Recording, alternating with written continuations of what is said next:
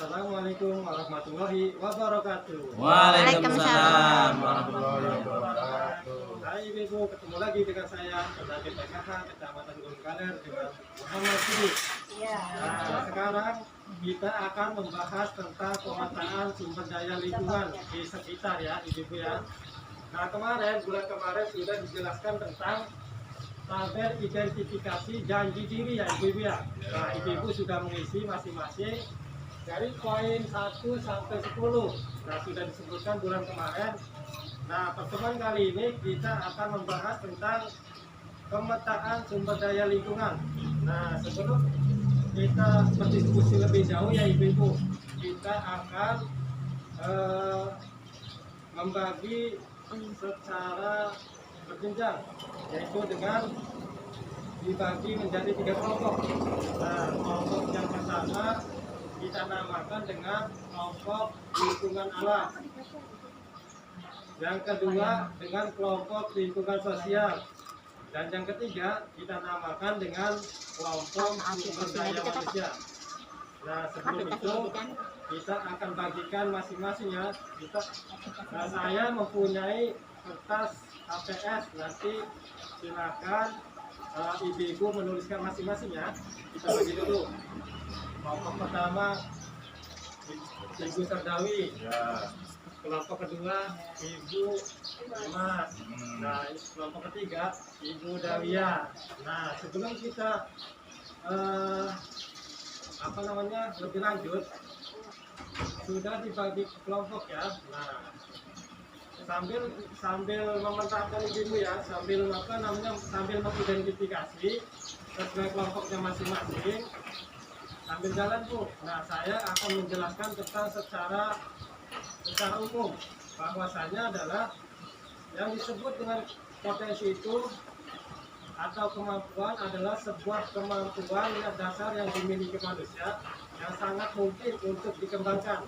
Sehingga pada intinya potensi diri berarti suatu kemampuan yang masih dikembangkan menjadi lebih baik lagi.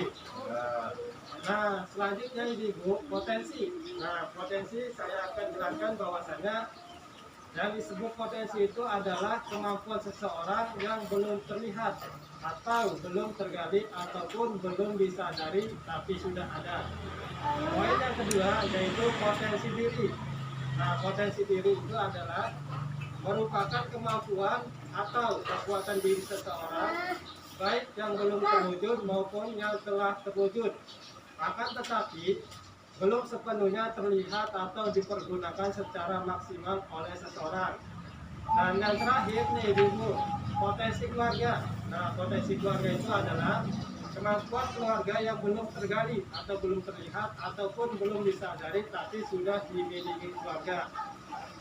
Nah, untuk pencegahan ataupun penanganan stunting dapat dilakukan dengan berbagai cara. Nah, mulai dari memanfaatkan segala potensi yang ada di dalam lingkungan sekitar. Contohnya kayak tadi ya Ibu, contohnya kemampuan diri dalam berkeluarga untuk pencegahan dan penanganan stunting. Contohnya yang pertama kemampuan memasak makanan yang bergizi sesuai dengan menu gizi seimbang. Selanjutnya kemampuan memberikan ASI eksklusif. Dan selanjutnya mampu membawa anak ke layanan kesehatan untuk memantau perkembangan anak. Dan yang terakhir mampu menghindari paparan asap rokok dan mampu memberikan pengasuhan yang baik pada anak. Jadi seperti itu ya Ibu ya. Selain bulan kemarin sudah dijelaskan tentang identifikasi janji diri, sekarang lebih lanjut kepada pemetaan sumber daya lingkungan. Paham ya Ibu ya? Oke, terima kasih. Nah, sekarang saya ingin tanya ke kelompok 1 ya. Kelompok 1 yang dinamakan jenis sumber daya lingkungan seperti apa? Seperti memiliki pekarangan, kemudian mempunyai akses sanitasi. Oke, terima kasih Ibu Sardawi ya. Jadi yang dimaksud dengan memiliki pekarangan itu adalah contohnya mempunyai jamban sehat ya Ibu ya. Dan yang kedua akses sanitasi ataupun akses sama dengan jamban umum seperti itu ya.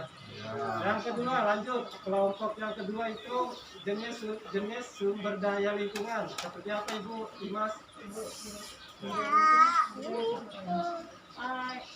Yang pertama Ya, sumber daya sosial di sini. ya betul. Nah, Yang pertama akses bansos. ya betul. Terus yang keduanya tersedia bantuan dari pemerintah, Pak. Nah, betul sekali. Kayak PKH. Iya, jadi kelompok dua yaitu sumber daya sosial. Jawabannya ada dua ya Bu ya. Yang pertama akses Akses akses bansos. bansos, yang keduanya Tersedia bantuan dari pemerintah. betul tersedianya bantuan dari pemerintah. Bagus. Terus yang terakhir, kelompok terakhir yaitu kelompok sumber daya manusia. Seperti apa Bu jenisnya Bu? Seperti akses layanan kesehatan, Betul. pendidikan. Nah, itu seperti yang disebutkan kelompok sumber daya kelompok tiga, sumber daya manusia adalah akses layanan kesehatan dan pendidikan. Oke, jadi seperti itu ya Ibu ya, yang dinamakan dengan pemetaan sumber daya lingkungan. Saya kira cukup sekian ya Ibu ya. Nanti kita ketemu di bulan selanjutnya di rumah Ibu Sardawi ya. Iya, siap Iya. Pak. Oke, sekarang saya rasa cukup. Saya ucapkan terima kasih ke tuan rumah selaku tuan rumah Ibu Dawiyah. Terima kasih ya Ibu ya sudah memfasilitasi pertemuan kelompok dalam hal pencegahan dan penanganan stunting. Oke, saya akhiri. Allahumma fi Wassalamualaikum warahmatullahi wabarakatuh. Waalaikumsalam warahmatullahi wabarakatuh.